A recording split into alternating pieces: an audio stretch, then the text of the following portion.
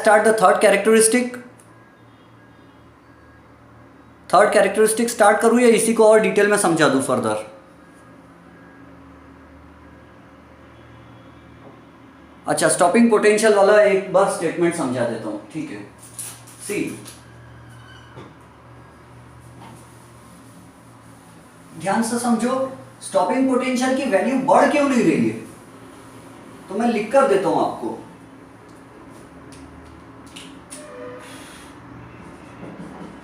According to Einstein,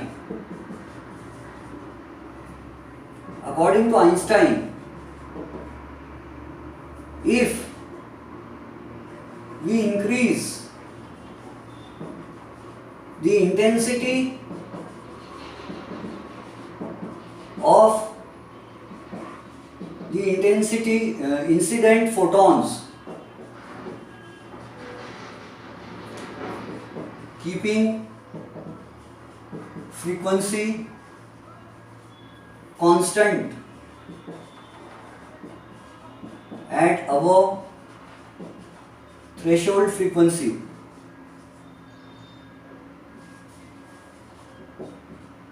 Einstein ने कहा, according to Einstein, if you increase the intensity of the incident photons, incident radiation बोलेंगे अपन, intensity of incident radiation, then we are increasing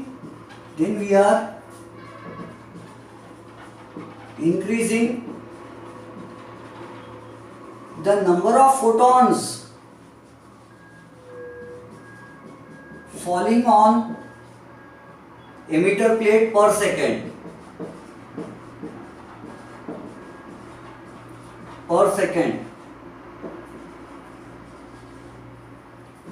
We are not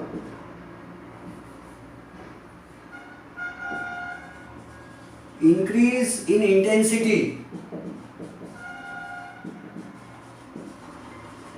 does not increase the energy of the photon.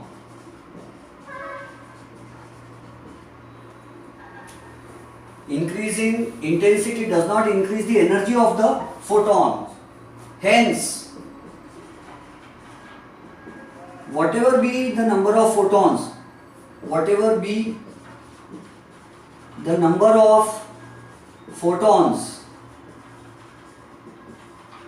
one particular value of negative collector potential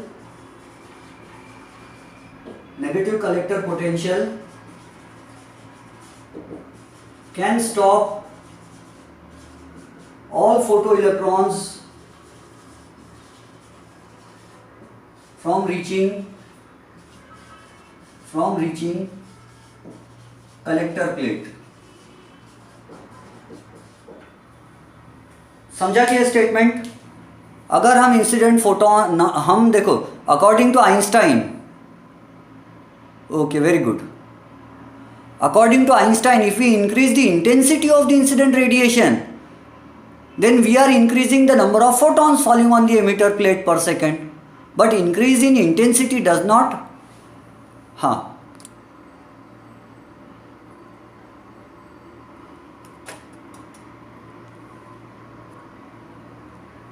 according to Einstein, energy is increased if we increase the frequency. Energy will increase if we increase the frequency. Because energy का क्या formula है? Max Planck ने कौन सा formula दिया था? देखो, Einstein ने जो समझाया है फोटो इलेक्ट्रिक इफेक्ट को, तो आइंस्टाइन ने किसके थियरी की हेल्प लिया? आइंस्टाइन ने मैक्स प्लैंक के क्वांटम थियरी ऑफ लाइट का मदद लिया और उससे एक्सप्लेन किया। आइंस्टाइन ने कहा energy of each photon according to given by Max Planck is equal to h into nu, where h is Planck's constant 6.63 into 10 raised to power minus 34 joule second merely.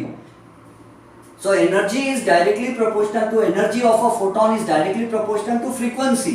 और यहाँ frequency हम change नहीं कर रहे, हम violet का violet ही light रख रहे हैं। वॉयलेट लाइट की एक फिक्स फ्रीक्वेंसी होती है, एक पर्टिकुलर फ्रीक्वेंसी का वॉयलेट लाइट यूज कर रहे हैं हम। उसकी फिक्स फ्रीक्वेंसी का मतलब है एक particular shade of violet light use कर रहे हैं हम जो कांस्टेंट फ्रीक्वेंसी का है। ये कहानी समझ में आ गई सबको? Do you have any question, any query, any question? Intensity बढ़ाने से एनोड का नेगेटिव पोटेंशियल क्यों नहीं बढ़ रहा? क्योंकि इंटेंसिटी बढ़ने से नंबर ऑफ फोटॉन्स बढ़ते जा रहे हैं, लेकिन सबकी एनर्जी तो कम ही है ना, सब कम एनर्जी वाले हैं, तो सब में ताकत ही नहीं है कि वो कलेक्टर प्लेट नेगेटिव है तो उसके खिलाफ में जाके कलेक्टर प्लेट तक पहुंचने की ताकत किसी में नहीं है। देखो हमने क्या किया, ये सुबह का है, रिमेंबर, जो लोग सुबह का लेक्चर देख लेंगे उन लोग को अपने आप आ जाएगा। सुबह का लेक्चर जो देख लेंगे एक बार फिर से, उनको सब आ जाएगा। आज सुबह की क्लास में बहुत सारे लोग एब्सेंट थे, तो मैं सुबह वाले का लिंक भेज दूंगा, तो आप लोग वो अटेंड कर देख लेना, ठीक है? उसमें मैंने वो सब क्लैरिफाई किया हो, ये जो ग्राफ है ना, मैंने वो एक्सप्लेन किया उसमें। अब मैं आगे चलता हूँ और नेक्स्ट टॉपिक पे, नेक्स्ट कैरेक्टरिस्टिक की तरफ डिस्कस करते हैं, ठीक है?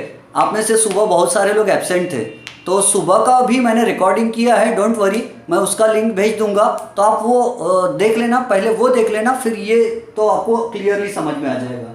And do try to be present in each and every class. See students, अगर आपका ऐसा मिस हो जाएगा ना, समझने में प्रॉब्लम होगी आपकी। और समटाइम्स कभी तो ऐसा भी हो सकता है कि रिकॉर्डिंग नहीं कर पाऊँ मैं। कभी कभी तो मेरे बच्चे इतना फ़ोन यूज़ कर लेते, मेरा सेकंड फ़ोन, कि उसमें बैटरी में चार्जिंग नहीं रहती, और विदाउट चार्जिंग फिर मैं रिकॉर्डिंग नहीं कर पाता, तो वो तो लॉस एंजलिस हो जाएगा हमारा। Though I have tried my level best to keep my phone charged and everything okay, but circumstances do not tell us क्या होने वाला है। तो आगे बढ़ते हैं। Property number 3, characteristic number 3 photoelectric का, आइंस्टाइन ने एक्सप्लेन किया।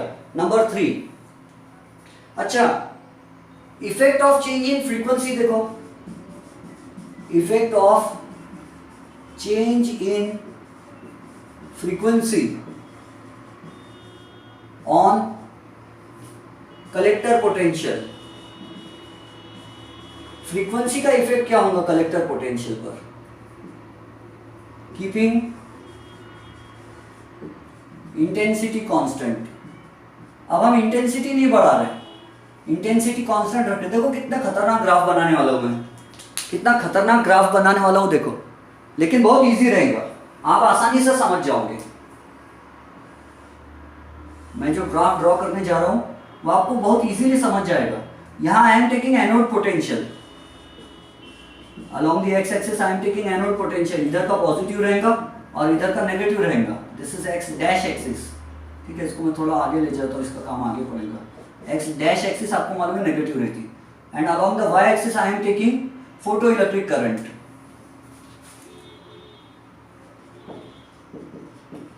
Photo electric current, photo electric current, ध्यान से समझना। क्या वो डायग्राम भी बनाऊं?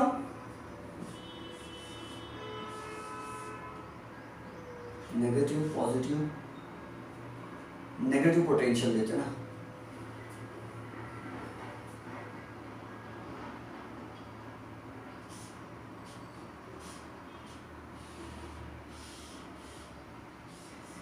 अब आप ये मत बोलना सर आप पोटेंशियल बढ़ा रहे, पोटेंशियल घटा रहे, तो नंबर ऑफ बैटरी क्यों नहीं, नंबर ऑफ सेल्स क्यों नहीं बढ़ा रहे, नंबर ऑफ सेल्स क्यों नहीं कम कर रहे? वो बार बार छोटी मोटी गलती मत निकालो। मैं हर चीज में परफेक्ट बनने चाहूंगा तो प्रॉब्लम हो जाएगी।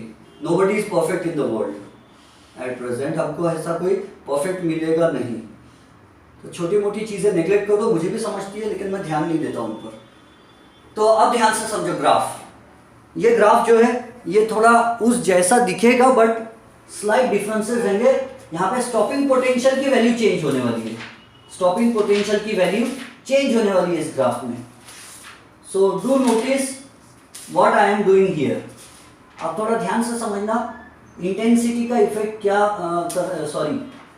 पोटेंशियल का इफेक्ट क्या करने जा रहा हूं मैं, नेगेटिव पोटेंशियल पर कैसा इफेक्ट होने वाला है।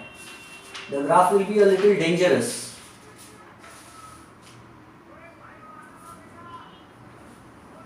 ये देखो मैंने क्या किया, एक इंटेंसिटी चूज कर लिया, फिक्स कर लिया मैंने 300 वॉट का bulb, 300 what fixed intensity, fixed. मैंने बल्ब लगा दिया 300 इंटेंसिटी का। कौन सा वाला लगाया मैंने? वॉयलेट। कौन से कलर का बल्ब लगाया? वॉयलेट। वॉयलेट की फ्रीक्वेंसी कितनी है? एक पर्टिकुलर वैल्यू है ना। वॉयलेट की फ्रीक्वेंसी 3500 एंगस्ट्रॉम, इसको थोड़ा कर लेता हूँ मैं, 3500 एंगस्ट्रॉम के आसपास होती है। मैंने वॉयलेट लाइट चूज़ किया, मतलब एक पर्टिकुलर फ्रीक्वेंसी। आपको बार बार याद दिला रहा हूँ मैं। गामा की फ्रीक्वेंसी सबसे ज़्यादा, उससे कम फ्रीक्वेंसी एक्सरे की, उससे कम फ्रीक्वेंसी अल्ट्रावायलेट की है, उससे कम frequency violet, indigo, blue, green, yellow, orange, red, infrared, microwaves and radio waves. ये इलेक्ट्रोमैग्नेटिक स्पेक्ट्रम में राइट से लेफ्ट आए तो फ्रीक्वेंसी क्या होती है? फ्रीक्वेंसी इंक्रीज होती है। अब मैं सिर्फ नेगेटिव एनोड पोटेंशियल की बात करूंगा खास करके इसमें। ध्यान से समझो। मैंने 300 वाट का बल्ब लिया, तो यहां से देखो 300 वाट। एनोड अभी कैसा है? 0 वोल्ट है। Anode is neither positive nor negative. Anode neither positive है नॉर नेगेटिव है, ठीक है। और फ्रीक्वेंसी कैसी रख रहा हूं मैं? फ्रीक्वेंसी थ्रेशोल्ड फ्रीक्वेंसी से ज्यादा है। फ्रीक्वेंसी थ्रेशोल्ड फ्रीक्वेंसी से ज्यादा है। और मैंने क्या किया? वोल्टेज बढ़ाया, प्लस 10 वोल्ट किया। पहले 0 था तो 0 वोल्ट पे भी करंट आ रहा है, वॉयलेट लाइट आ रहा है इधर से। और एनोड कितने वोल्ट पर है? भी 0 वोल्ट, क्योंकि स्विच ऑफ है। तो भी कितना करंट है? इतना करंट है। मैंने इसको चेंज किया और एनोड को पहले एक काम करता हूं मैं, एनोड को इसमें यहां में ना डॉट ही लगा देता, बार बार चेंज करने के लिए। एनोड को प्लस 10 वोल्ट पे किया। प्लस 10 वोल्ट पे क्या हुआ? करंट बढ़ा। बोलो यस। प्लस 10 वोल्ट पे करंट बढ़ा। प्लस 20 वोल्ट किया, करंट और बढ़ा। प्लस 20 वोल्ट किया, करंट बढ़ा।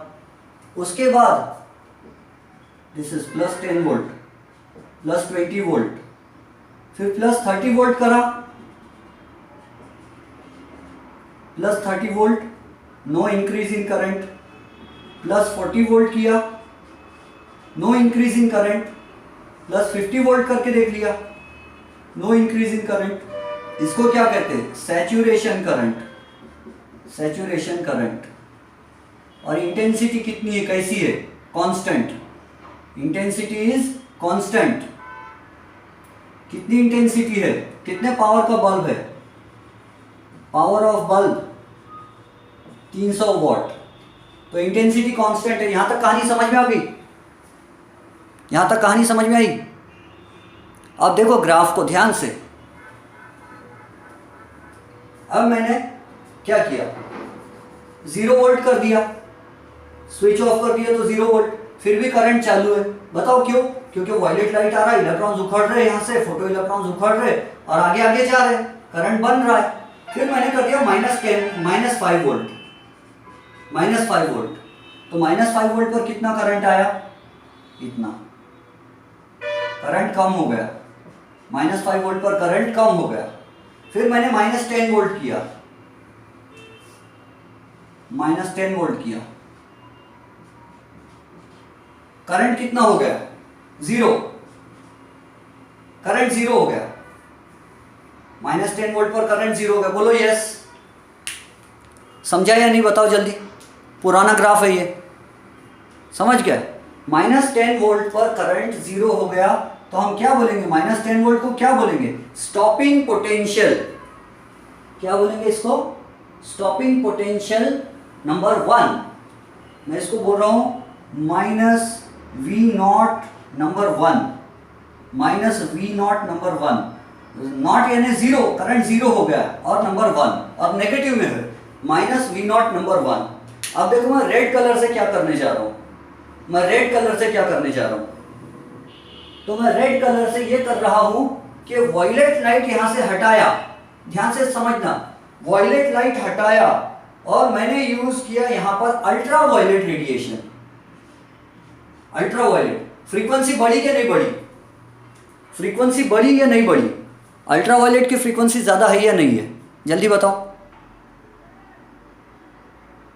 है। फ्रीक्वेंसी बढ़ने से क्या बढ़ेंगी? फ्रीक्वेंसी बढ़ने से क्या बढ़ेगी? मॅक्स प्लँक ने क्या बोला? व्हेरी गुड, एनर्जी बढ़ेगी, है ना. मॅक्स प्लँक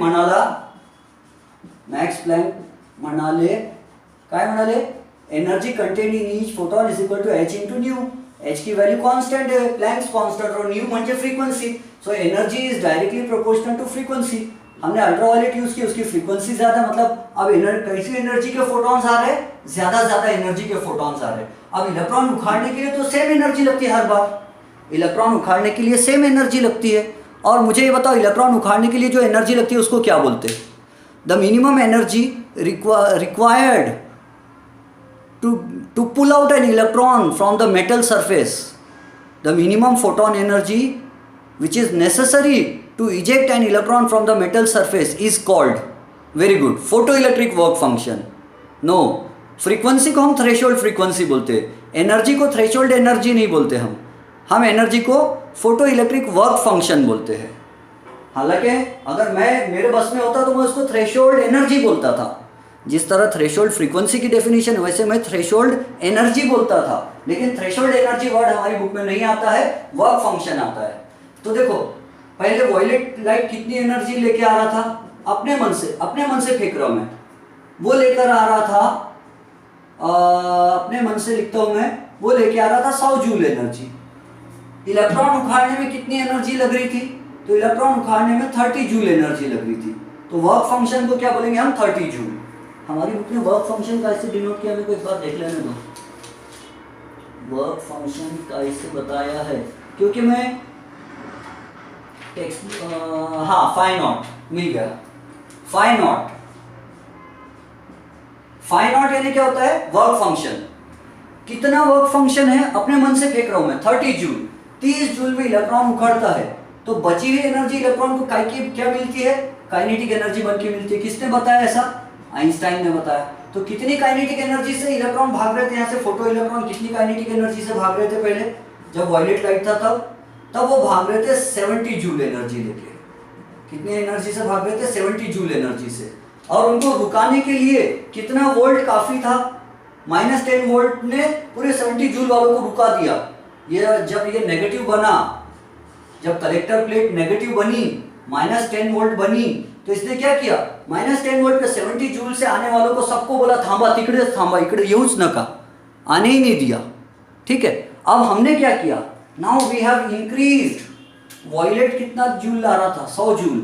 हमने अब यूज किया अल्ट्रावायलेट रेडिएशन. अल्ट्रावायलेट को लाइट नहीं बोलते, रिमेंबर, विबग्योर को ही लाइट बोलते सिर्फ.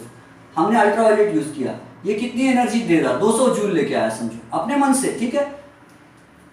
एनर्जी की वैल्यू सच में फाइंड करना आपको एग्जैक्ट क्या है, तो अल्ट्रावायलेट की फ्रीक्वेंसी रखो यहाँ पर, ऐसे मल्टीप्लाई करो, एग्जैक्ट एनर्जी मिलेगी. ये मन की फेंकी हुई वैल्यूज है मेरी. नहीं तो आप एग्जाम में लिख दोगे violet, a photon of violet light carries 100 joules of energy. नहीं, गलत है वो.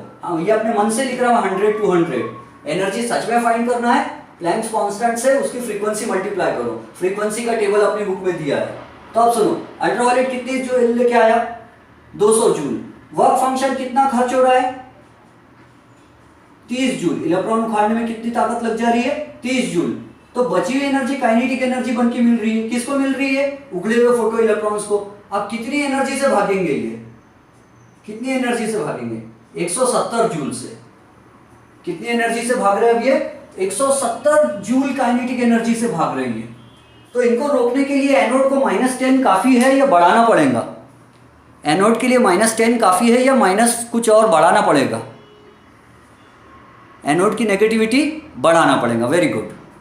एनोड को और ज्यादा नेगेटिव बनना पड़ेगा, क्योंकि इलेक्ट्रॉन्स का भी चार्ज क्या नेगेटिव है, लेकिन रिपेल तो होंगे, लेकिन कम रिपेल होंगे क्योंकि वो काइनेटिक एनर्जी भी लेके आ रहे हैं. तो एनोड का नेगेटिव पोटेंशियल यहां से बढ़ेगा. एनोड का नेगेटिव पोटेंशियल हम बढ़ाएंगे. तो यहां से देखो, फिर हम ये ऐसा लाएंगे, इसको ऐसा, और इसको ये इधर ले जाएंगे यहाँ, और इसको अपने मन से लिख देता है ये -20 वोल्ट. -20 वोल्ट. और इसको लिखेंगे V0 रेज़ टू पावर 2. इसको लिखे थे 10 वोल्ट का, हमने लिखे थे -V01. V यानी वोल्टेज, स्टॉपिंग पोटेंशियल. V यानी पोटेंशियल. मीनिंग समझा क्या आपको? ग्राफ का मीनिंग समझा?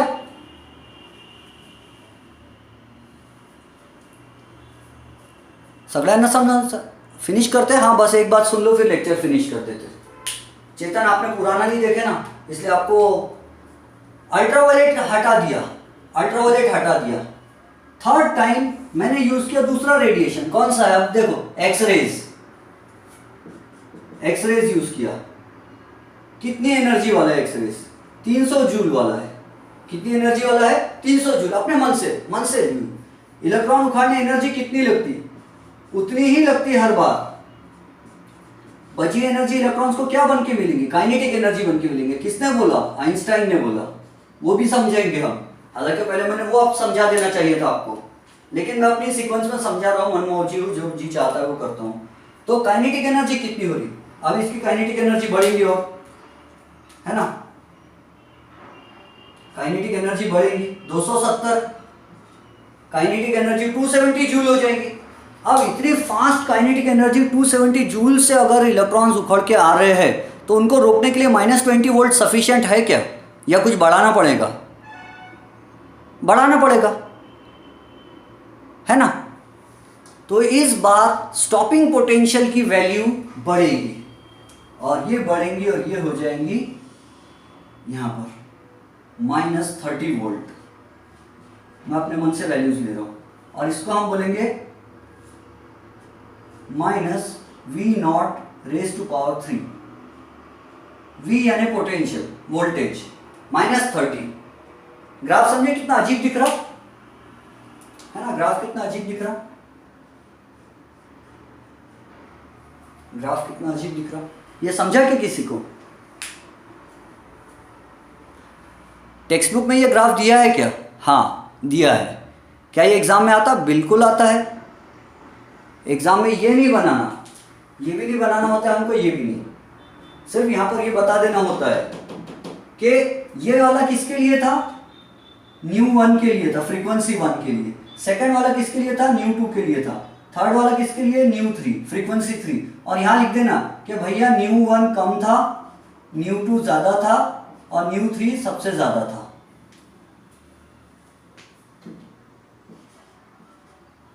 ये लिखना जरूरी है, ये लिखना जरूरी है ग्राफ में कि ν1 कम था, फ्रीक्वेंसी कम थी तो -10 वोल्ट पे स्टॉपिंग, फ्रीक्वेंसी 2 ज्यादा थी तो -20 पे स्टॉपिंग, और फ्रीक्वेंसी 3 और ज्यादा थी तो -30 पे स्टॉपिंग पोटेंशियल। तो stopping potential is directly proportional to, stopping potential, stopping pot या potential is directly proportional to frequency of photoelectrons above threshold। Threshold के पहले तो कुछ चालू ही नहीं होता, फोटो इलेक्ट्रिक कुछ चालू ही नहीं होता, इफेक्ट सब कुछ जो कुछ भी है वो थ्रेशोल्ड के बाद ही है। ये समझ गया? हाँ very good. Increasing the frequency of increasing the intensity, increasing the frequency of the incident radiation। अरे फोटो इलेक्ट्रॉन लिख रहा हूं मैं, फ्रीक्वेंसी नहीं, फ्रीक्वेंसी ऑफ इंसिडेंट रेडिएशन।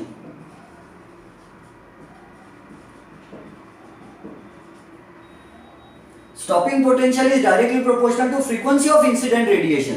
एक और रिलेशन देखो, एक और रिलेशन यहीं पे लिखता हूं, ये सैचुरेशन करंट है, सैचुरेशन करंट। यहां देखो एक और चीज लिख रहा हूं मैं, kinetic energy, kinetic energy of photo electrons, kinetic energy of photo electrons is directly proportional, kinetic energy of photo electrons is directly proportional to frequency of incident radiation.